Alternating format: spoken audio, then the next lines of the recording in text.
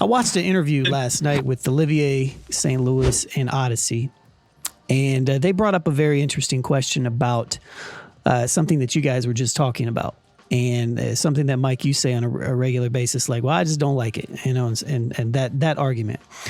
And they, you know, Olivier is a molecular biologist by trade or something. I forget when I talked to him exactly what he said, but and Odyssey is, you know, very he's a studier of people, and they talked about how they make their music and create, and how they're introverted, and how they may be a little behind. You just have to watch it. My point is this. They mention a part about the ages where us as human beings, where we have the capability of actually accepting and enjoying music that is new and different, and it's between the ages of 18 and 25.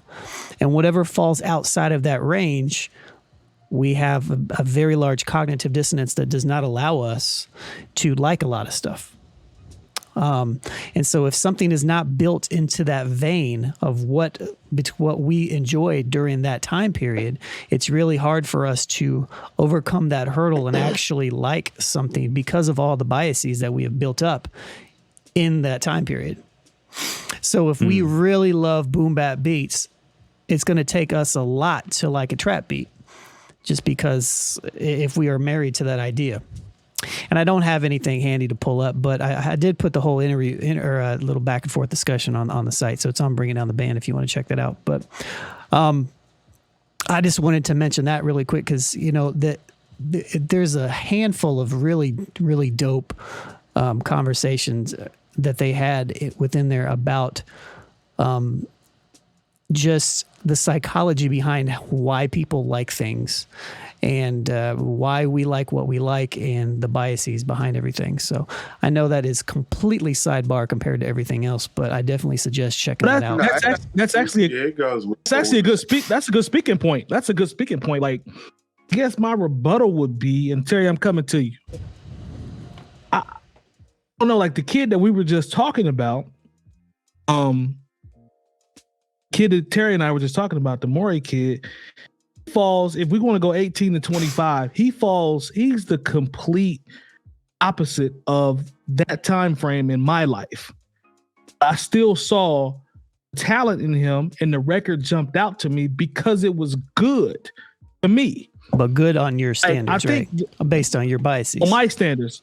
Right. But I don't think it's bias. The bias could be the word. Yeah. But what I'm saying is, the reason I push back against bias is because, to me, good is good. It don't have to be boom bap to be good. It doesn't have to be. It doesn't have to sound like the 90s to be good. What do you define good is going to stand out no matter what. Me. What is good though? It's going to stand out. It is, though. How can you define it though? But good is subjective though. No. That's my point. But I guess what I'm saying is deep within everything that you're basing whatever you say is good is a curriculum of biases that are whatever you consider good to be. Now, I'm not saying that your biases are incorrect. What I'm saying is that you have them, just like I have them, and they may be meritable. But subjective. Yeah, exactly. We all 100% have them. But whatever. I have them. I agree with that. Depending on how married you are to your biases, like I can go back and listen to something that I thought was great, and you know, I might have wore out in the early to mid 90s, and I go back and listen to it now. I'm like, no, I this ain't what I don't have the same. The nostalgia makes it seem better than what it is, because like it's like that with anything. Like when I go back and watch. You know, I loved the Transformers when I was a kid, and I go back and watch the show now, and I was like, God damn, the animation in this show is terrible. You know, like you pick up on things, and because like in my mind, the entire series was animated as well as Transformers the movie, but it wasn't, especially in season 3. You know, it's kind of like, you know, and you can apply that same bias, like it is something that can be applied damn near to anything. Like there's food that you might have liked when you get to go home, you go get that food. You're like, this food is really trash. I just liked it when I was 17, and now that I'm, you know, in my 40s, I know better.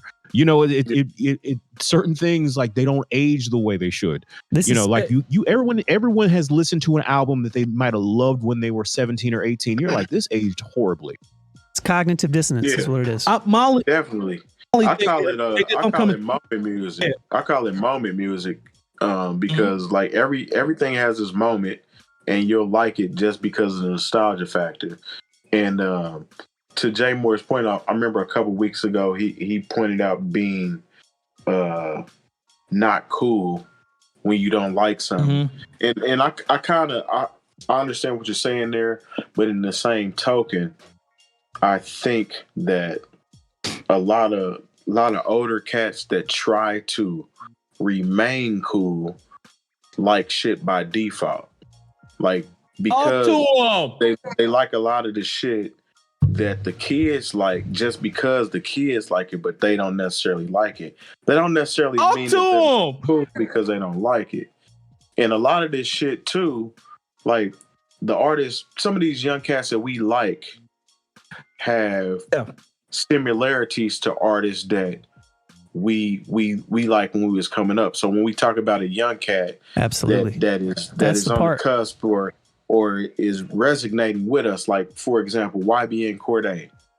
The reason why we like Cordae is because he sounds like he can rap, but he sounds like he picked up on some shit that maybe he heard his parents listening to, but it's new. It's still new. It don't sound old, but you can tell that the type of shit that he fucks with was, you know what I'm saying? It was something that we came up. He had that older cousin. He had that bigger brother that put him on game, that had him in the car with UGK. He's that kid. But then, you know what I'm saying? But then you have a cat like the baby. I like the baby. The baby's tight to me, and he can rap his ass off. And he don't necessarily, to me, he doesn't sound like anybody that we was listening to or that I was listening to coming up. I'm sure he probably was influenced by something, but he doesn't sound like that. But I still fuck with him. You know what That's I'm saying? how I feel about the Maury kid. That's how I feel about him. He don't sound like nothing I was listening to from 18 to 25.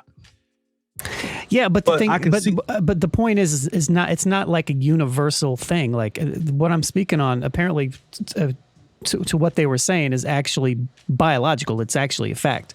So what I'm saying is that we can overcome it, right? Just like we can overcome cognitive dissonance, but we are inclined to, just the way that I talk about cognitive dissonance with white people and racism and how we were raised. It's a certain a hurdle or understanding or whatever you have to say that we have to overcome depending on how we were raised to have certain understanding. It's the same mental concept, just in a different time period for a different trigger for, you know, all that other stuff. That's all I'm saying.